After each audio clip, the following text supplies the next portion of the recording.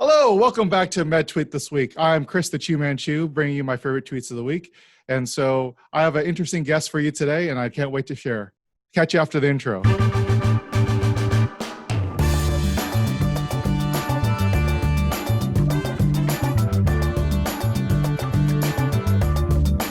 All right, welcome back. So this is the tweet I wanted to share today. This is from H. Moses Murdock, and his tweet starts, Day 1 of intern year orientation. The nerves and excitement are real. The tutorial, so I guess if I'm sharing here, it's sort of a meta tutorial. Resources that may be helpful on our first days on the job. We're all in this together. So then he goes to list several of his favorite tutorials, and I have H. Moses Murdock with me, Dr. Murdock with me today to talk about his tweet. Hey, how you doing? Hey, Chris. It's great to be here. How are you? Good. I'm so happy to finally be able to talk to you. I think we've sort of been in the same spaces for quite some time, you with the CP solvers and everything you're doing with virtual morning report. But, you know, I hear you're in the middle of your intern orientation right now. Is that correct? Yes, I just finished a very thrilling, epic training. I'm sure all of my co-interns out there are joyfully going through the same. So, do you want to tell me a little bit? I guess I can assume why you put together this tutorial, but do you want to discuss with me and our audience why you decided to bring up this tutorial now? Sure thing. I feel like the nervousness around starting a new role is so real. And I imagine I'm not the only person out there who's trying to collect all the resources and have everything at your fingertips so that when you get that first page or when you're calling that first consult, you feel as prepared as possible. And I don't think any of us are going to really feel totally prepared. And I just remember over the last year coming across amazing tweets from the giants of tutorials all the way to students new to Med Twitter who want to contribute. And I wanted to put out some of my favorites that were very, very practical and useful as we transition into becoming new interns. Now, were these all, did you have these on like a Google Doc, or did you have these all bookmarked? Case like, these are the ones I know I'm going to be reviewing for myself right before intern year. Now I'm going to present these, or was there a larger list that you were narrowing down from? Like, what did it look like?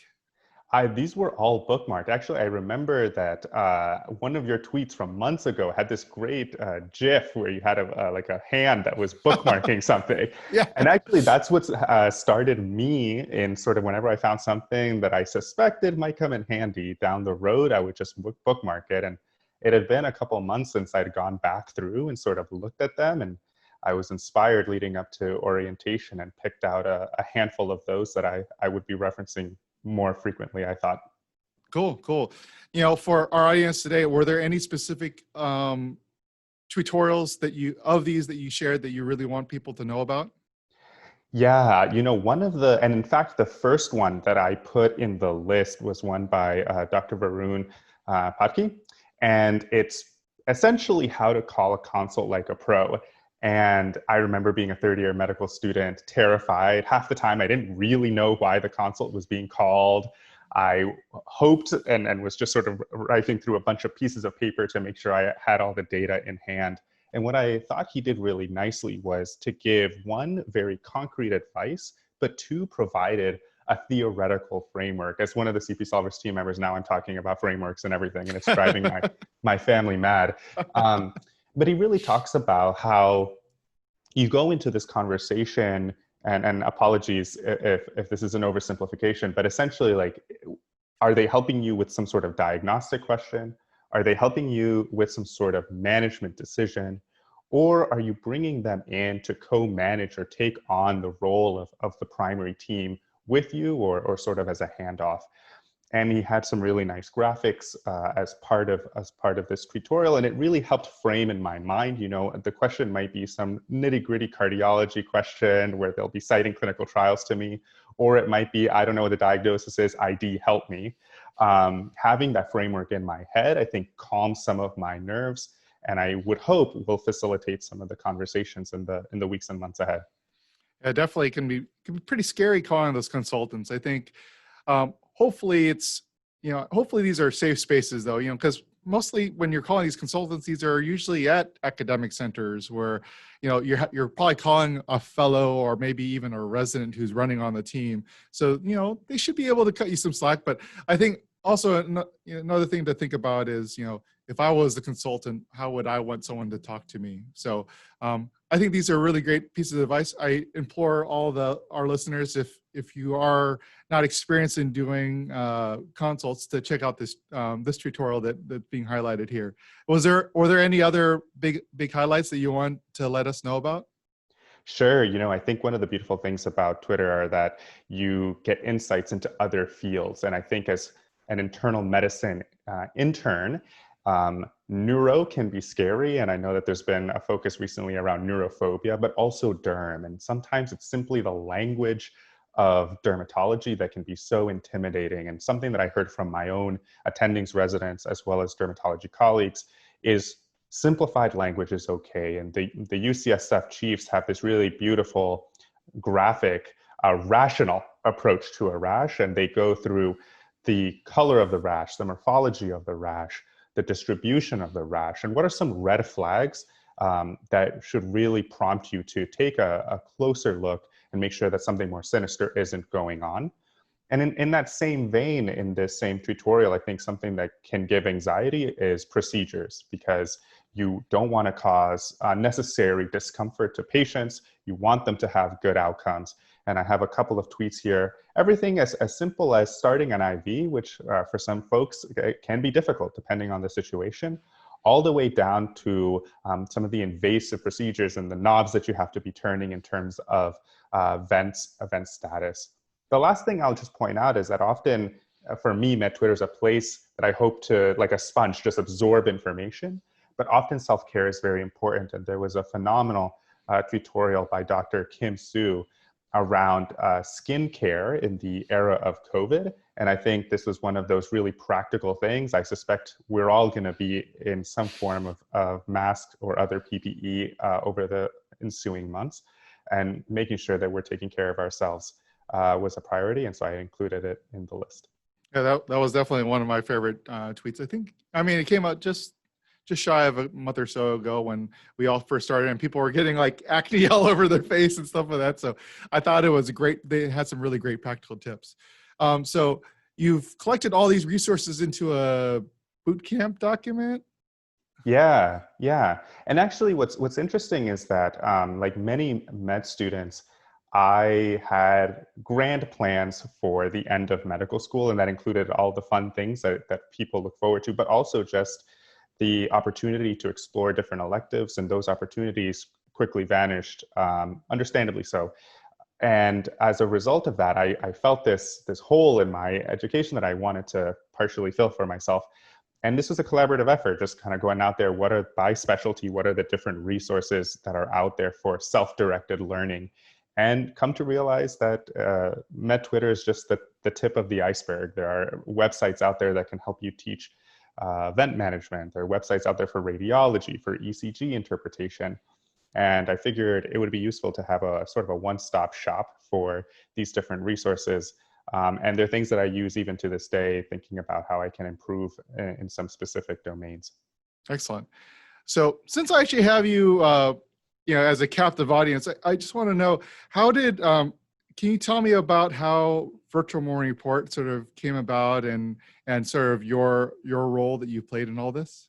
Absolutely. So I think MedTwitter is the gift that keeps on giving. I was initially joining the platform to help publicize some frameworks that I was working on. And I quickly realized I'm not one, but I'm part of this larger community of folks who cares about this, and got in touch with Robbie and Resin, was brought onto the team.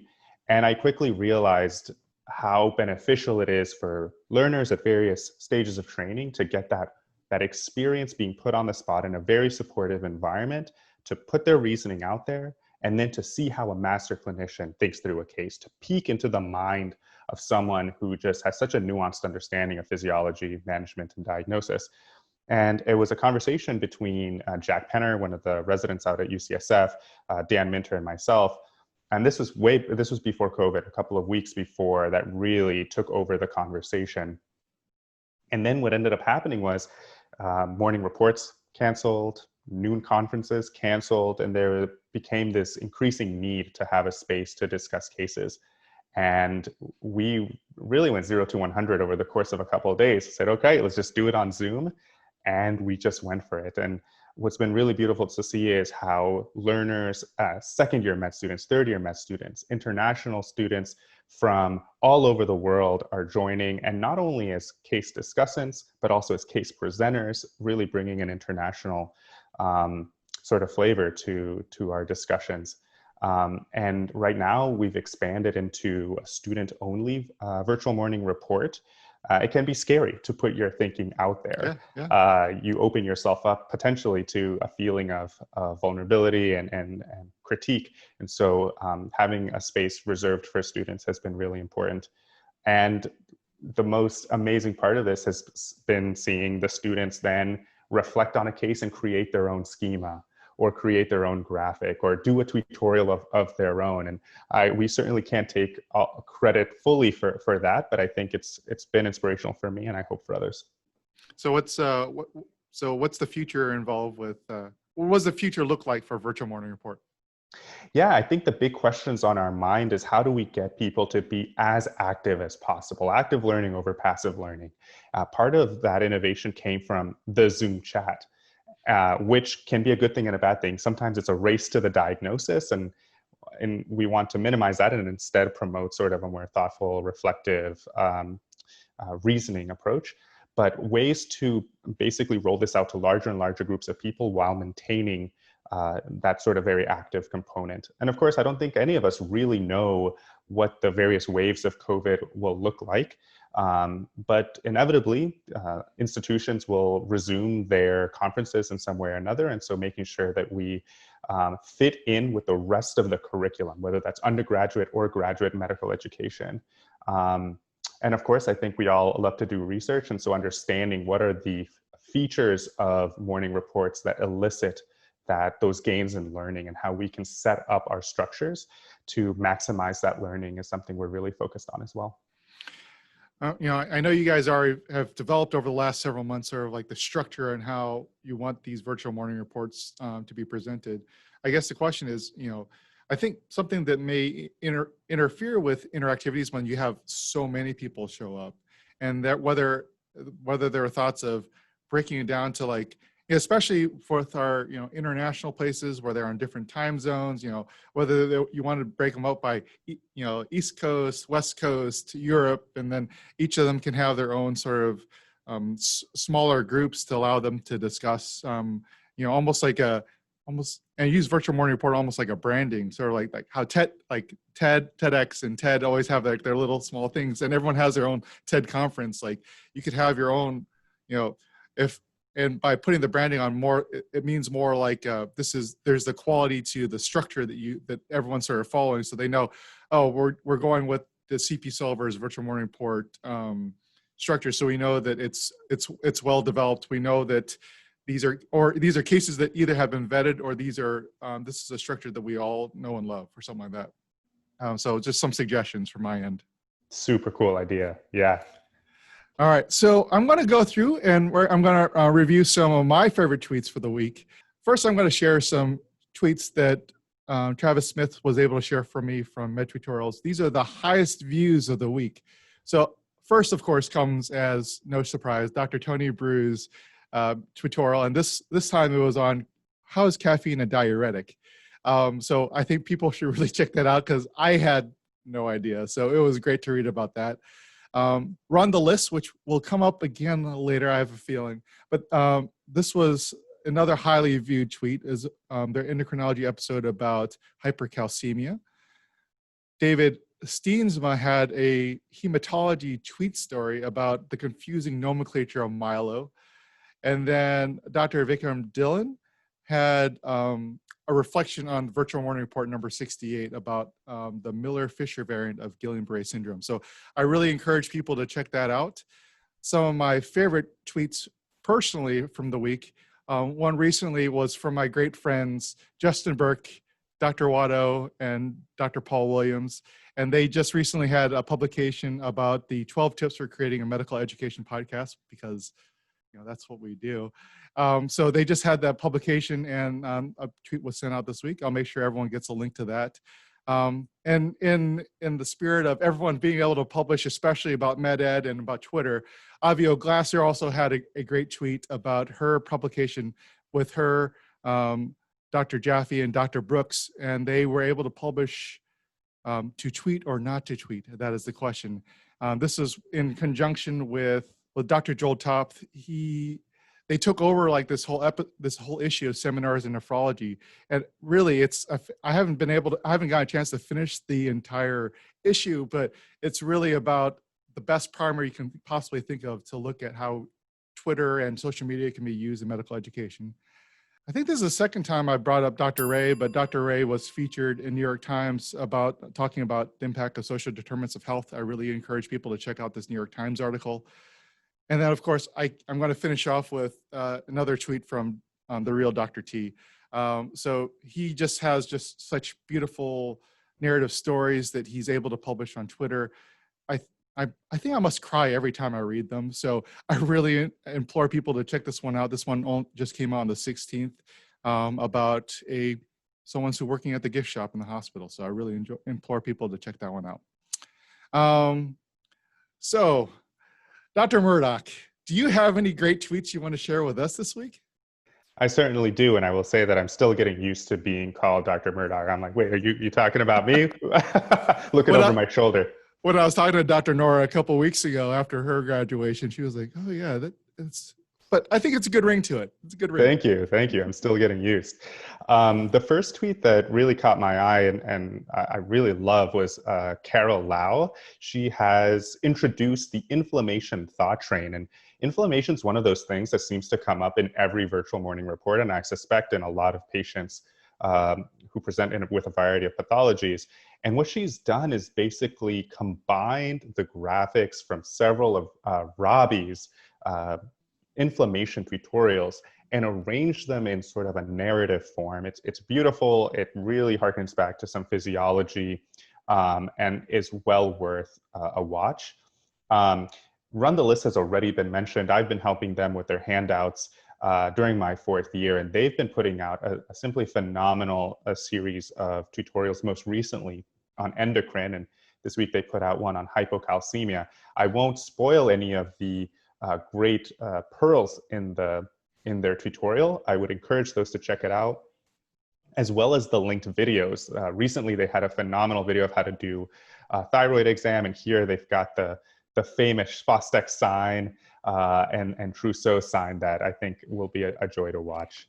Those are great signs. But I want to say that one of the most distracting things about this tweet, which I'm looking at right now, is the dancing skeleton at the beginning of the first tweet. So I keep on looking at this off screen and I'm like, that's pretty crazy. But anyhow, I definitely will look forward to looking over these tutorials again. Thank you for bringing them up. I haven't had a chance to really look at Run the List that much, but they've definitely been on my radar, and this is giving me a good reason to go back and look through their entire endocrine series. So I think that's all I have to share today. Do you have anything that you want to plug or let people know about before we go?